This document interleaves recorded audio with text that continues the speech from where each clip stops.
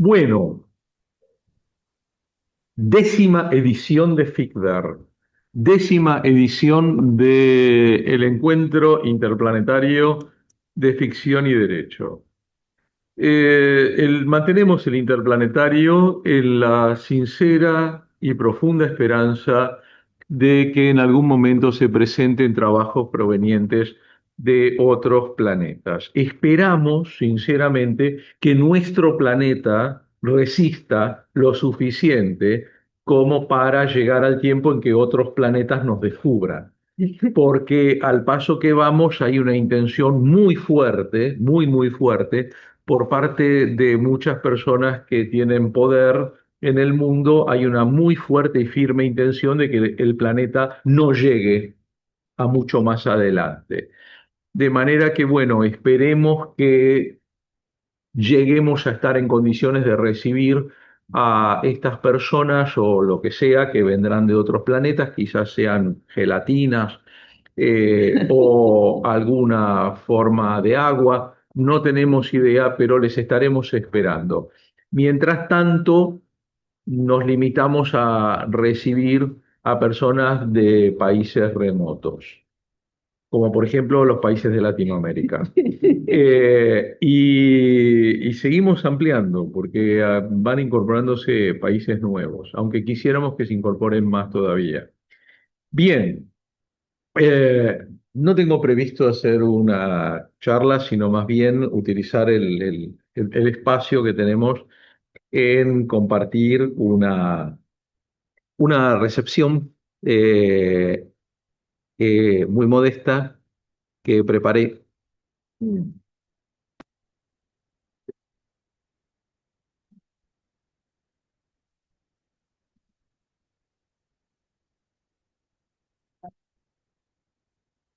y que les invito a compartir.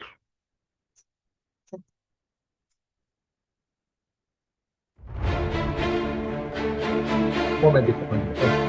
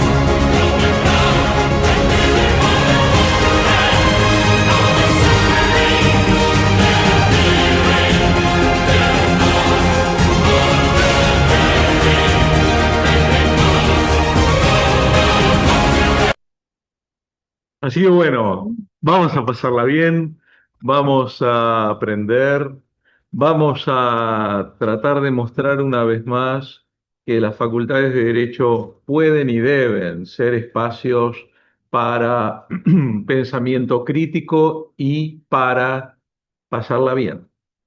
O sea, espacios donde se pueda aprender, donde se pueda compartir, donde se pueda vivir en el respeto por todas las formas de diversidad y donde se pueda ejercer como bandera una sonrisa. Quizás tengamos que cambiar para muchas mentalidades tradicionales el concepto de una facultad de derecho o de estudiar derecho. Y la introducción de los abordajes desde el arte o hacia el arte en las facultades de derecho, que es una movida que hace no muchos años era considerada por la mayoría de las profesoras y sobre todo los profesores, porque yo tengo para mí que el ser femenino es más sensible a aceptar abiertamente lo estético. Y creo que el hecho de que las facultades de Derecho sean cada vez más femeninas en buena hora ha incidido también en que se hayan vuelto más abiertas a este tipo de abordajes. Pero hace algunos años, yo insisto en que cuando al principio de la gestión nuestra en el Departamento de Ciencias Sociales, hace ya casi 15 años, colocábamos carteles de actividades de arte y derecho, era interesante observar, o sea, habría que haber colocado una cámara que enfocara las caras de viejos profesores, y a veces no tan viejos, sino jóvenes, pero con carné de viejos, ¿no? Que pasaban y miraban, y yo no sé si practicaban la cara de vinagre o les salía sola, espontáneamente, ¿no? Porque adoptaban unas expresiones características de las personas con una constipación severa, mirando los carteles y unos gestos de desprecio y demás. Y esto se ha ido licuando hace, no solo en las facultades de Derecho, sino en la concepción general. Hace unos poquitos años, en San Sebastián, que es la capital del cine hispánico, digamos, o hispanoamericano, la sede del Festival de San Sebastián y demás, había un festival dedicado especialmente a cine y derechos humanos.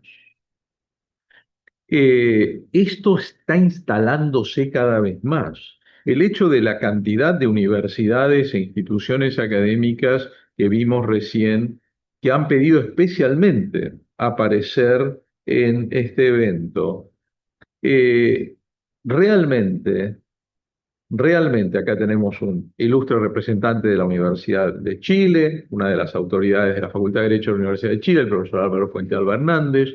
Acá tenemos a un ilustre representante de la Universidad Autónoma de Bucaramanga, mi primera universidad colombiana, siempre lo digo, siempre lo insisto. Tenemos al presidente de la Unión Brasileño-Argentina por la Integración Jurídica. Eh, Todas las entidades que han querido, que han dicho quiero estar ahí, quiero aparecer ahí, la Universidad de Málaga, la Universidad de Barcelona, eh, la Universidad Nacional Autónoma de México, gloria de las universidades latinoamericanas, la Universidad Federal de Bahía, las universidades que han, y me olvido de otras, pero las universidades que han querido estar, y luego la Academia de Jurisprudencia y Legislación de Extremadura en España, y una cantidad de entidades Falling in Law que la dirige maravillosamente el profesor Albanese en Bolonia, en la Universidad de Bolonia. Todo esto muestra que hay un cambio y que ese cambio que empezó allá lejos y hace tiempo en Estados Unidos, donde tuvo una enorme incidencia un jurista extraordinario que fue primeramente juez de la Corte Suprema de New York, donde dio la famosa sentencia Schloendorf, y después pasó a la Corte Suprema de Estados Unidos, donde tuvo un desempeño excelente como juez de la Corte, y estoy hablando de Benjamín Cardoso, ¿no? Y lo voy a decir como corresponde, no Benjamin Nathan Cardoso, sino voy a decir Benjamín Natán Cardoso, porque fue el primer juez latino, el primer juez hispano, por así decirlo, o ibérico, de la Corte Suprema. Y hace mucho tiempo, o sea, hace pronto van a ser 100 años que Benjamín Cardoso entró en la Corte Suprema. Y por cierto, Benjamín Cardoso descendía de una familia sefaradí, de una familia judía hispano-portuguesa. Entonces, es en las manos de un jurista muy importante y de un juez muy importante que Law and Literature, Derecho y Literatura, empieza a cobrar una fuerza. Bueno, nos acompaña ahora para la conferencia inaugural una de las figuras más relevantes del binomio Derecho y Literatura en Europa y me atrevo a decir que fuera de Europa también, que es el profesor doctor José María Pérez Collado de la Universidad de Girona, que además es el fundador de la Sociedad de Derecho y Literatura en España, que acabamos de ver ahora hace un poquito, que está apoyando también este evento y se lo agradecemos muchísimo.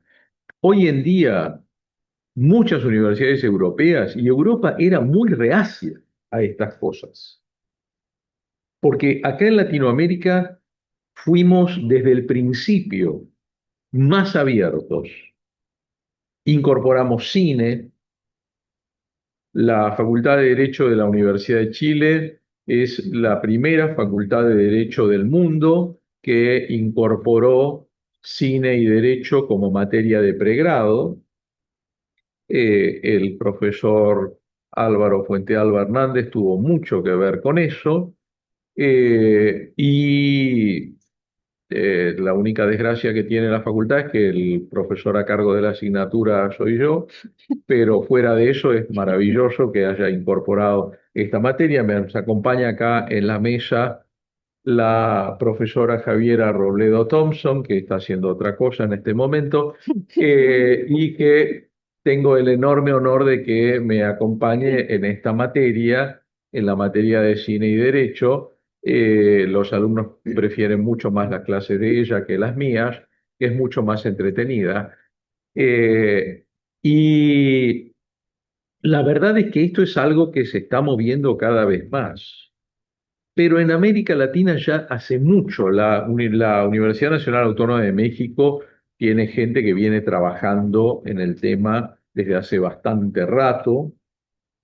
Eh, Había en México, no solamente, sino también en Perú tenemos todo un movimiento que también tiene mucho tiempo sobre el tema del cine. En Europa se empezaron a animar.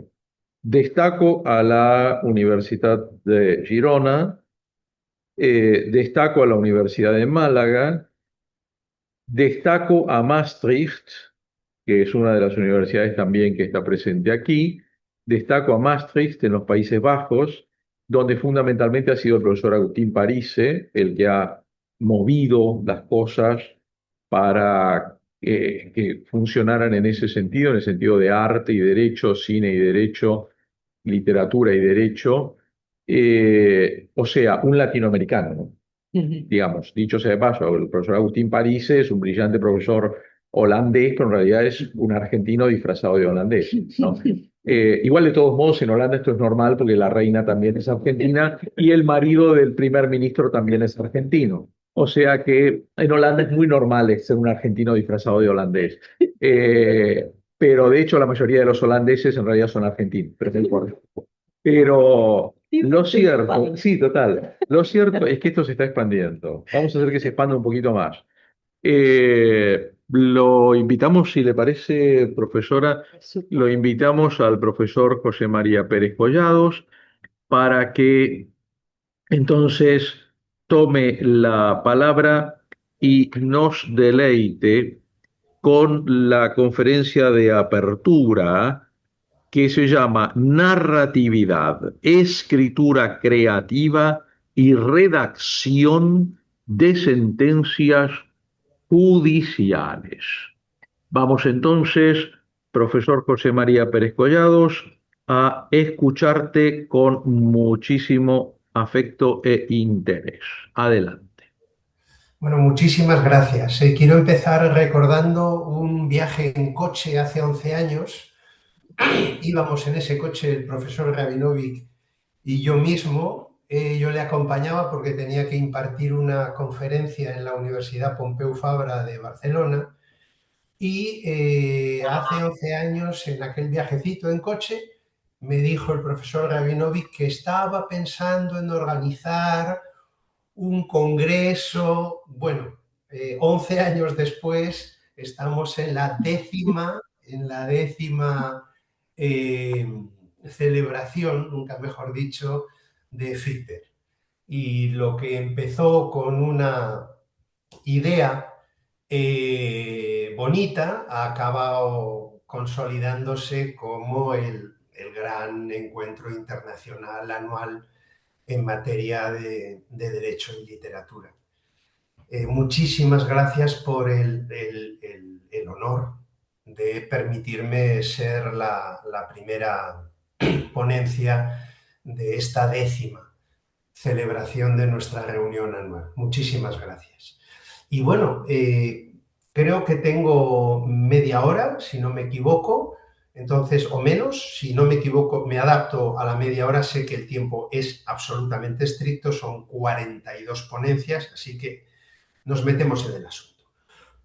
Derecho y literatura. Ya ha comentado el profesor Rabinovic que esto está costando bastante, aunque tampoco son tan malos tiempos. Desde luego en el ámbito europeo, algo menos, pero también en el ámbito latinoamericano, y siempre nos llevaron cierta ventaja los estadounidenses. Ya iremos viendo por qué. Pero ¿cuál es el gran, y lo digo cordialmente, el gran enemigo? Y lo digo cordialmente, ¿no? Es la filosofía del derecho analítica. La filosofía del derecho analítica tiene un dominio casi absoluto en el ámbito de la teoría del derecho. Y esto tiene sus raíces hegelianas, ¿verdad? Ya sabemos eso de que la realidad es racional, con lo cual nosotros estudiamos la realidad y como la realidad es racional, tiene leyes, entonces ahí al estudiar la realidad nosotros conocemos esas leyes y ya podemos prever el futuro. Bueno, este modelo se adapta a las ciencias sociales. Ya es bastante discutible que así fuera a principios del siglo XIX, pero el problema que tenemos ahora es que así como las ciencias puras han discutido, cuestionado y reevaluado mucho su concepto de la realidad, si hubiera aquí un químico cuántico o un físico cuántico, bueno, esa idea de la realidad del siglo XIX ya no existe. Esa reflexión sobre la idea de la realidad a las ciencias sociales no ha llegado y la filosofía analítica sigue con un esquema absolutamente desfasado en estas cuestiones. La verdad es que para la analítica no hay diferencia entre la realidad y la verdad.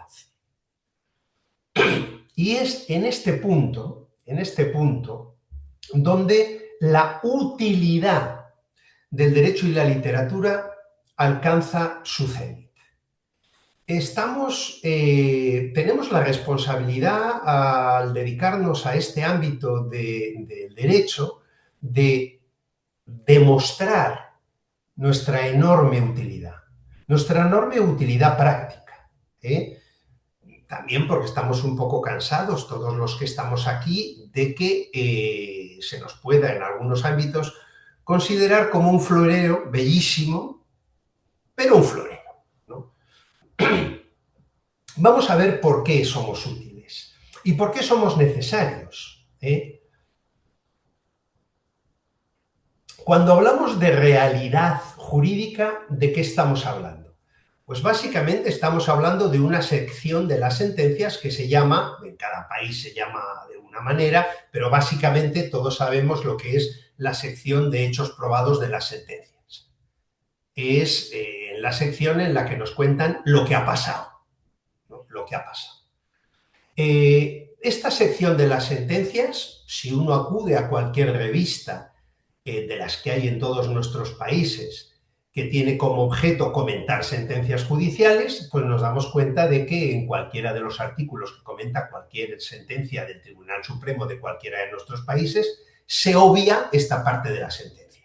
¿Por qué? Porque aquí lo único que es importante es la otra sección de las sentencias que se llama fundamentos jurídicos o considerandos o, bueno, la que discute sobre dogmática jurídica.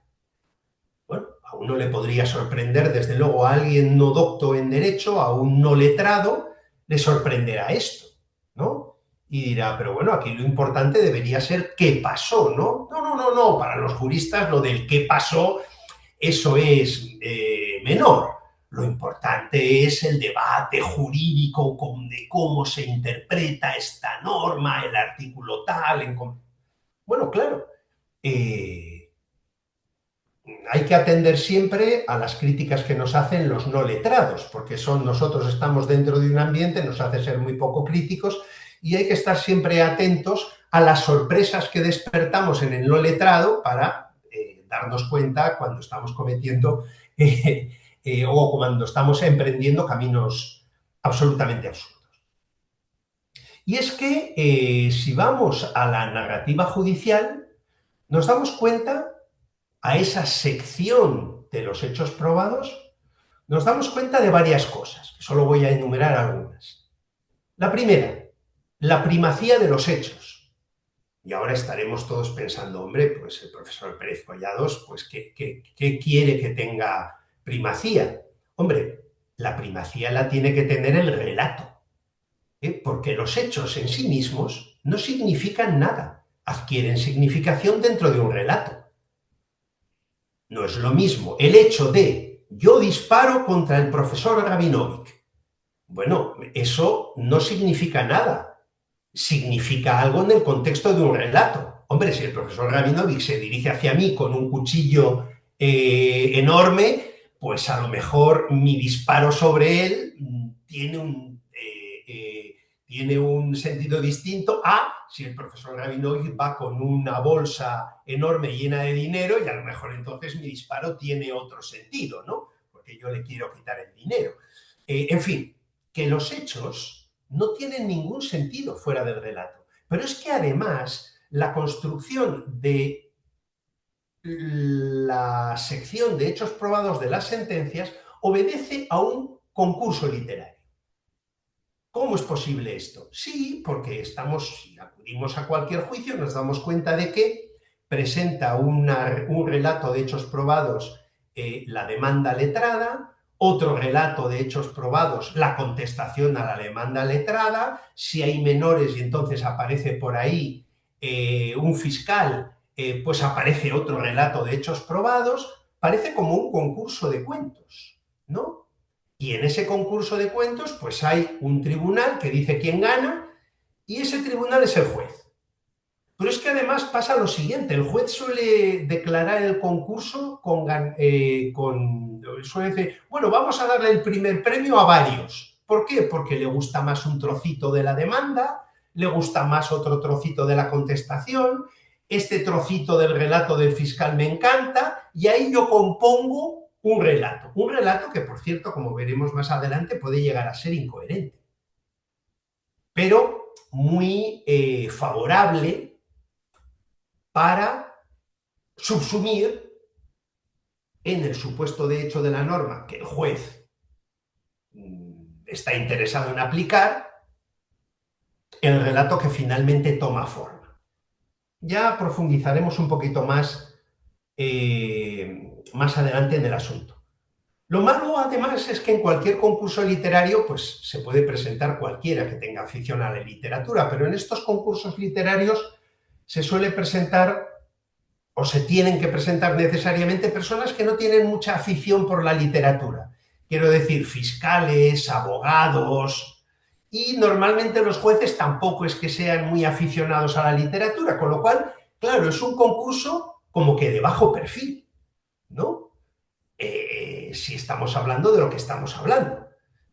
Luego, además, hay figuras o instituciones procesales que desde el punto de vista de la narrativa están en una crisis tremenda. Por ejemplo, la institución del testimonio, ¿no? Hoy en día, cualquier neurólogo sabe y te dice que lo que uno recuerda no tiene por qué tener nada que ver con lo que realmente pasó. Ah, bueno, pero si lo recuerdo yo. No, y el neurólogo te dirá, no, porque mira, tú cada vez que recuerdas no recuerdas el hecho recordado, sino que tú lo que recuerdas es la última vez que recordaste el hecho recordado. Y cuantas más tiempo pasa entre lo que tú en teoría tienes que testificar y el juicio, que puede ser perfectamente 6 meses, 8 meses, ¿no? ¿Qué es lo que tú cuentas ahí? Absolutamente convencido de que estás contando lo recordado y con una sinceridad absoluta. Pues algo que probablemente no sea efectivamente lo que tú viste. Tú estás contando lo que recuerdas que viste. Y le has dado tantas vueltas a la cabeza y el asunto, si te descuidas, se ha salido en los periódicos, ya ni te cuento, que acabas contando algo que tú dices que viste y que probablemente no es lo que tú viste. Por no hablar de la confesión, donde entran factores psicológicos, de culpa, de hiperresponsabilidad, por no hablar de la interrogación, sobre todo al testigo que presenta la contraparte, las famosas contrapreguntas. Ah, yo no quiero saber nada de esto porque no le interesa mi relato, con lo cual no pregunto sobre esto. O pregunto sobre esto desde un determinado punto de vista. Y además diciéndole al testigo que conteste solo sí o no. Bueno, ¿cómo se construye el relato judicial? Bueno, vamos a empezar a aportar cosas. Primera cosa que queremos aportar. Primera idea, la responsabilidad literaria del juez. Esto ya desde el clásico de Martha Nussbaum, Justicia Poética, hombre, la necesaria formación literaria de los jueces. Es que esto es fundamental. Hay un libro que a mí me gusta recomendar, muy conocido, y que probablemente buena parte de los que estamos aquí ya hemos leído, y es La invención de la soledad, de Paul Auster. Auster habla mucho de la soledad del escritor. Y es que el juez, cuando redacta su sentencia, está solo. Y tiene que escribir lo que pasó. Si acudimos a una de las máximas autoridades en lo que es la construcción del relato, si acudimos a Ricoeur, él descompone la estructura del relato en tres instancias. Primera instancia, la explicación. Para los analíticos, ahí se acaba todo. Los hechos hay que explicarlos. Fin. Pero Ricoeur añade algo. Dice, no, los hechos no solo hay que explicarlos, los hechos hay que comprenderlos. ¿Qué es una novela? Es una comprensión. No es solo una explicación. ¿Por qué se suicida Ana Karenina? ¿Por qué se suicida Madame Bovary? Y luego, y de esto y en esto se hace menos hincapié, Ricoeur habla de la inscripción. Es que luego eso hay que escribirlo. Y esa es una fase trascendental. Desde este punto de vista, ¿cuál es la práctica judicial a combatir? Algo que todos, como aquí todos o buena parte de nosotros somos juristas, sabemos qué pasa. A ver, ¿un juez tiene mucho trabajo o poco? Muchísimo. Yo no conozco país donde los jueces tengan poco trabajo. Tienen normalmente bastante más del que deberían tener. ¿Cuál es la tendencia, por lo tanto? A imponer lo que sé a la verdad. Yo soy juez, luego sé mucho derecho. Luego conozco muchos supuestos de hecho de muchas normas.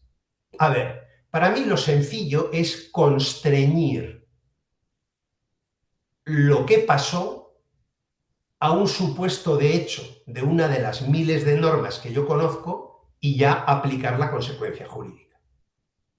Y no complicarme la vida intentando comprender lo que pasó, saliendo de ahí una relación de hechos probados que me resulte difícil subsumir en una norma. Yo tiendo a ser expeditivo. Y todos sabemos cómo son los supuestos de hecho de las normas. ¿Son comprensivos? ¿O son biotipos desprovistos de vida, absolutamente generalizables?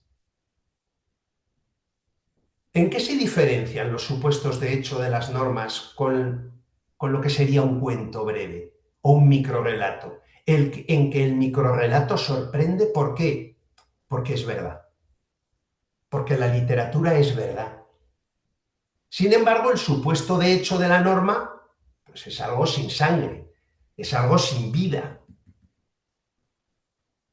¿Cómo podemos superar esto? Bueno, pues lo superamos de distintas maneras. Con narratividad, que eso se acerca a la literatura, pero sobre todo con literatura. En este supuesto caso concreto, con escritura creativa. Aquí nos encontramos con la oposición rotunda de la filosofía analítica. Esta oposición tiene sus raíces personales, porque en la universidad, como se sabe, esto lo digo irónicamente, está poblada por personas muy humildes, absolutamente ajenas a la soberbia y a la vanidad, y entonces los enfrentamientos personales, pues en la universidad y en el mundo del derecho, ya no digamos, todos sabemos que los juristas son personas humildísimas, por lo general. Entonces, claro, los enfrentamientos personales, la gran oposición en los años 70, en los años 80, entre la posmodernidad y la analítica y tal, pues eso parece mentira, pero ha dejado unas huellas enormes. Y lo normal es que un filósofo de la teoría del derecho, me da igual que sea español, francés, italiano, argentino, chileno, lo más normal es que no haya leído ni a Derrida, ni a Lyotard, ni a Levinas, porque, bueno, pues porque no viene al caso, ¿no? Esto es como una cosa muy, ya no digamos a Foucault, a esta gente que, bueno, esto es una cosa, ¿no? O sea, que hablan de oídas, que yo lo entiendo, ¿no? Pero están heredando conflictos personales de sus tatarabuelos o de sus abuelos, ¿no? Entonces nos encontramos en este ámbito con, en el caso de Estados Unidos, con la New Evidence Scholarship, o en el caso de Latinoamérica y de Europa continental, pues con la conocida teoría de la prueba, de los estándares de prueba, de los profesores Tarufo y Jordi Ferrer, que a ver, que está muy bien, pero aislada y sin contar con nosotros, se queda coja. No es que nosotros digamos que eso no sirve para nada. Es más, yo creo que es un progreso evidente, porque tiene como objetivo acabar con la libre apreciación de la prueba.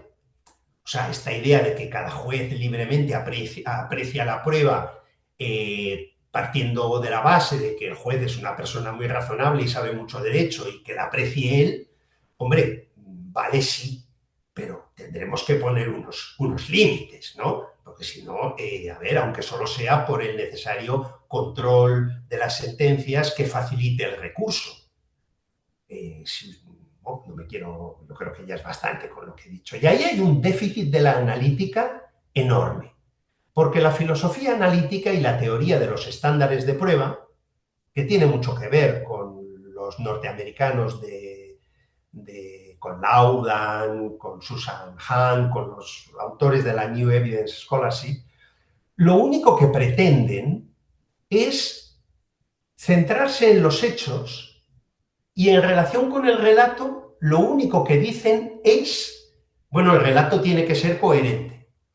Y contra eso, ya como me queda poquito, voy a toda velocidad, contra eso nosotros decimos lo siguiente, a ver, si en un proceso judicial no es posible establecer dos versiones coherentes de los hechos, al menos dos, no hay caso. Eso no acaba en los tribunales. O sea que la coherencia no basta. La coherencia no basta. Y en este contexto, nosotros tenemos muchísimo que aportar. La coherencia no basta. Normalmente, en cualquier proceso judicial tenemos 3, 4 o 5 posibles versiones coherentes de los hechos, porque si no, no se llegaría a juicio. Porque si no, no se llegaría a juicio.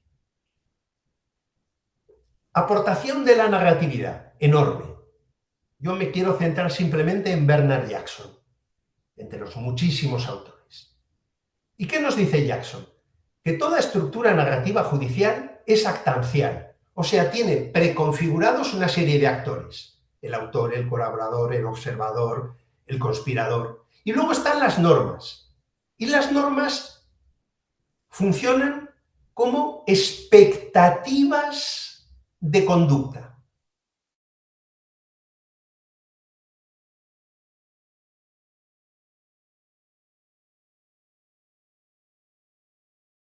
Este actor, la expectativa de conducta, el observador, lo normal es que haga lo otro, lo esperable del colaborador es lo otro.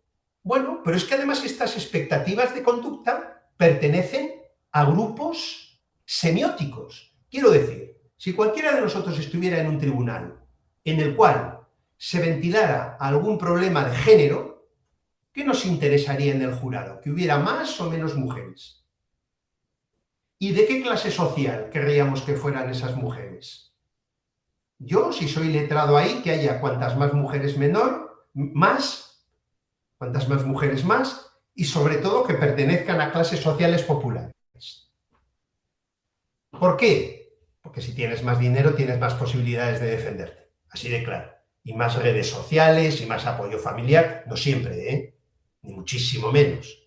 Pero si andamos buscando un jurado, yo buscaré un grupo semiótico que me favorezca en relación con el tipo de actantes que aparecen en los hechos y sobre todo con las expectativas de conducta.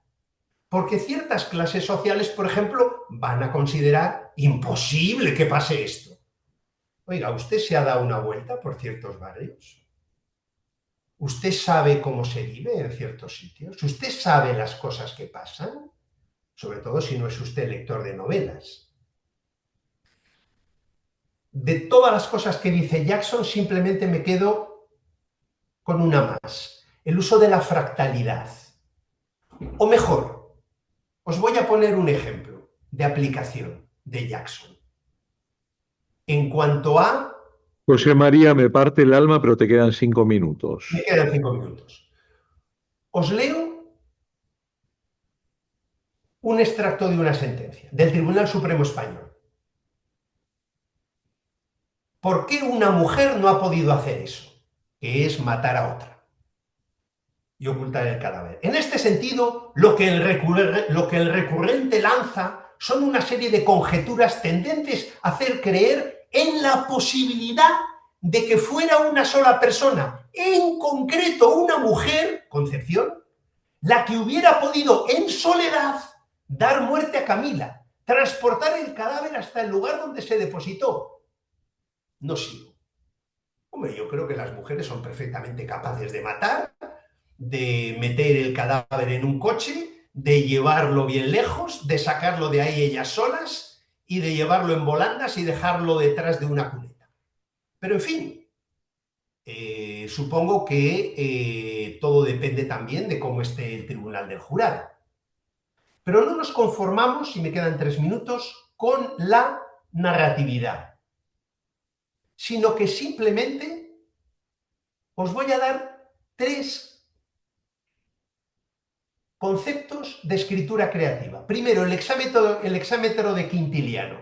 Nos vamos a la edad antigua. Cualquier relato tiene que responder a 6 exigencias. ¿Quién? ¿Qué? ¿Dónde? ¿Cuándo? ¿Cómo? ¿Y por qué o para qué? Os podría, si tuviera más tiempo, traer aquí relatos de hechos probados que ni siquiera respetan esto. Voy más. El punto de vista. El punto de vista, lo que en literatura o en escritura creativa se llama desfamiliarización. A ver, haga usted el esfuerzo de no narrar los hechos desde su punto de vista, sobre todo si usted es un magistrado, hijo de magistrado, nieto de magistrado, de la alta sociedad, que ha estudiado en una gran universidad, casado con una señora estupenda de su misma clase social y que no ha salido de ahí en su vida. ¿A usted alguien le ha enseñado que la primera decisión de quien narra un relato es escoger el punto de vista? La verosimilitud. La verosimilitud, cualquier escritor sabe que no es externa, es interna al relato. El relato tiene que ser verosímil dentro de sí, no desde fuera. Si no, no existiría la novela de ficción, por ejemplo. El orden expositivo de los hechos. ¿Cómo empiezo yo la narración como letrado? Por ejemplo, si yo defendiera a la familia de una mujer asesinada, sabréis cómo lo empezaría, hablando del asesinato. Cómo encontramos al cadáver, 36 puñaladas, descuartizado, en el suelo, sangre por todas partes. Yo empezaría así. Si yo fuera el defensor, eso lo dejaría para el final y tampoco haría mucho hincapié. ¿Por qué? Porque si lo dejo para el final, de alguna manera, ese final es consecuencia del relato. Bueno, como me queda 1 minuto, lo dejo aquí. Simplemente mi objetivo era dar a entender la importancia de la literatura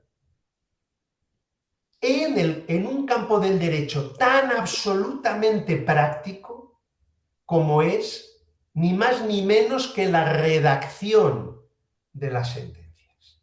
Bueno, muchísimas gracias por el tiempo que habéis invertido en escucharme. Muchísimas gracias a todos, de verdad. Y al profesor Rabinovic en especial por la oportunidad.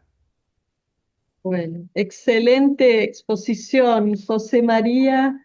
No sé si habrá tiempo para preguntas, supongo Vamos que a sumarlas, le vamos a pedir a José María si puede quedarse y sumamos las preguntas e intervenciones a las que vengan como consecuencia de las exposiciones del bloque de ahora. porque tiene todo que ver, que es literatura y Tiene derecho. todo que ver, Claro. pero coincido en que, o sea, a mí me pasa con José María lo que me pasa con muchas personas, que es que me parece criminal tener un tiempo establecido, porque yo me Pero no quedaría importa. escuchándolo horas y horas, que es lo que hacen los alumnos. Por eso es un problema muy grave dar clase después de José María, porque cada vez que me toca en Girona dar clase después de él, lo tengo que echar, pero no porque él se queda, sino porque los alumnos no se van, ¿no? Del aula. Y él sigue, porque él no tiene límite, él se puede quedar dando clase 16 horas. Hay que tratar siempre, les recomiendo a todos los profesores o profesoras que van a dar clase con José María, no dar después de él, porque es muy problemático para irse en horario, porque los estudiantes no lo dejan irse. Bueno, si te puedes quedar un ratito, te quedas. Y bueno, Dios mediante, en unos pocos días estamos iniciando la nueva edición de la especialización en Derechos Fundamentales y Cultura Jurídica en Girona. Así que Ahí nos estaremos encontrando, Dios mediante.